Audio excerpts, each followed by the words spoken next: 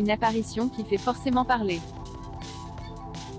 Alors qu'il n'était plus apparu nulle part depuis un mois, le président de la Corée du Nord, Kim Jong-un a été vu dans la ville alpine du nord du pays nouvellement créée du nom de Samjiyon.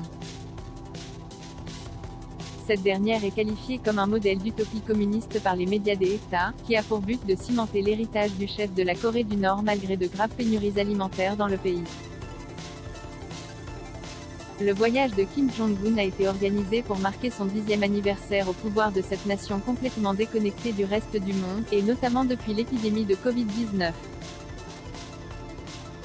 Pistes de ski, centres commerciaux, pharmacies géantes et logements pouvant accueillir plusieurs milliers de personnes ornent cette ville nouvelle, située à la frontière de la Chine.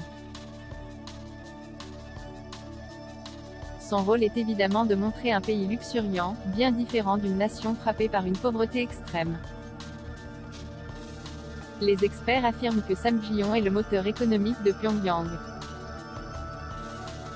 Selon l'agence de presse centrale coréenne, Kim Jong-un a déclaré que les bâtiments de la ville représentent la loyauté élevée, l'énorme volonté et la sueur de notre peuple, ainsi que la manière dont la Corée du Nord a réussi à atteindre la prospérité. Les rumeurs sur l'état de santé de Kim Jong-un balayé le leader de la Corée du Nord a récemment fait l'objet de préoccupations liées à sa santé. Il n'a pas été vu en public depuis le discours qu'il a prononcé lors d'une démonstration militaire le mois dernier. L'agence de renseignement sud-coréenne a déclaré que Kim était en excellente santé.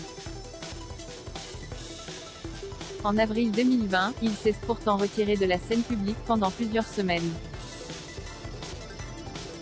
Son absence a alimenté les spéculations selon lesquelles il se remettait d'une opération cardiaque, avait contracté le Covid-19 ou était mort.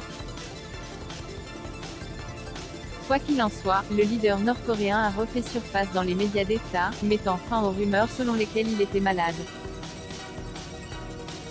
En septembre, la Corée du Nord a annoncé le lancement d'un missile hypersonique, prouvant que la Corée du Nord était sur le point de déployer l'une des catégories d'armes offensives les plus sophistiquées au monde. Le nouveau missile, connu sous le nom de HWASONG-8, est l'un des principaux objectifs du plan quinquennal de développement militaire du pays, selon l'agence de presse nationale, KCNA. Les responsables nord-coréens ont utilisé le terme stratégique pour décrire la nouvelle arme, ce qui signifie qu'elle peut transporter des ogives nucléaires. Non, les sanctions internationales n'arrêteront pas le leader de la Corée du Nord.